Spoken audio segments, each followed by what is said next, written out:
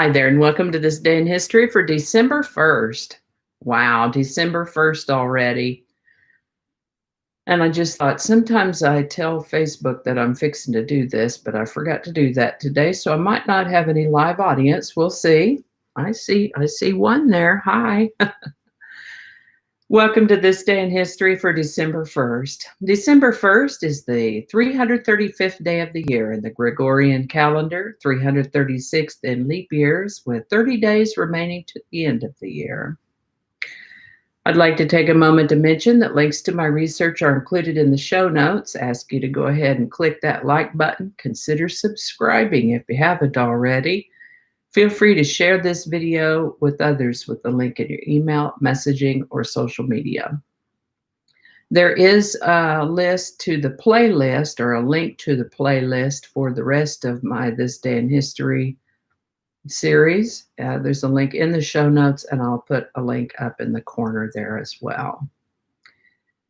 Let's see here. And with that, we're going to start with the birthday of French-English sculptor Marie Tussaud, born December 1st, 1761. She founded Madame Tussaud's Wax Museum and lived to the age of 88.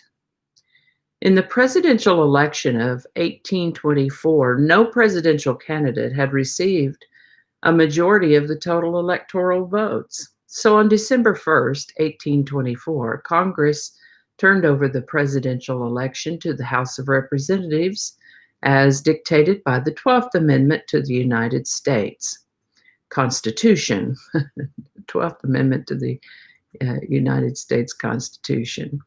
It was a close and apparently contentious election between John Adams and Andrew Jackson. Adams ended up with the presidency. Interestingly, the following election cycle in 1828, Jackson got more than twice as many electoral votes as Adams. So, welcome to election years. On December 1st, 1862, President Lincoln gave his State of the Union address in which he reiterated the necessity of ending slavery, as stated previously in his Emancipation Proclamation. On December 1st, 1913, the Ford Motor Company introduced the first moving assembly line. This is the birthday of American actress and singer Mary Martin, born December 1st, 1913. People around my age might remember her for playing Peter Pan in a televised theater production back in the 60s. She also happens to be the mother of actor Larry Hagman, who played the villainous J.R. on the Dallas TV show. Ms. Martin lived to the age of 76, and she's buried right over there in Weatherford, Texas. Iceland became a sovereign state on December 1st, 1918, while remaining part of the Danish kingdom. I'm not sure how that works, but I don't have to. This is the birthday of American comedian, actor, producer, and screenwriter Richard Pryor, born December 1st, 1940. What a character he was. He's considered one of the most influential stand-up comedians of all time. He lived to the age of 65. On December 1st, 1941, Emperor Hirohito of Japan gave the final approval to initiate war against the United States. And I've kind of talked about that before, but the thing that always strikes me is maybe they didn't look at a map. On December 1st, 1955, a woman named Rosa Parks was jailed for refusing to give up her seat on the bus. Now, refuse sounds like a pretty strong word to me. I prefer to think that perhaps she politely declined to give up her seat on the bus.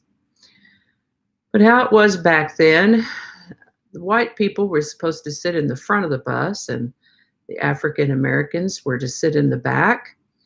And if the front of the bus got full, then African Americans were expected to give up their seats to white people. She wasn't sitting in the white section. She was sitting in the first seat of the black section. And I guess the bus must have been filling up because the bus driver wanted her to give up her seat. And as I said, politely declined. She'd been attending meetings of the local NAACP there, and she knew that they were planning to challenge the segregation laws, which probably emboldened her to proceed.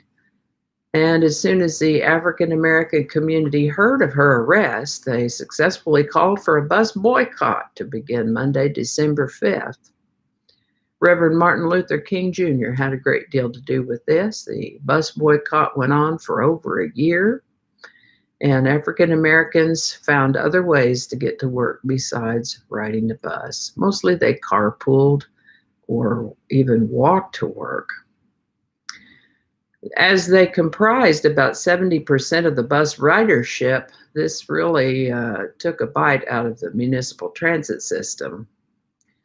And finally, in November of 1956, the U.S. Supreme Court struck down the Alabama State and Montgomery City bus segregation laws as being in violation of the Equal Protection Clause of the 14th Amendment to the United States Constitution. So, wow, we have two stories closely tied to constitutional ties, with close constitutional ties.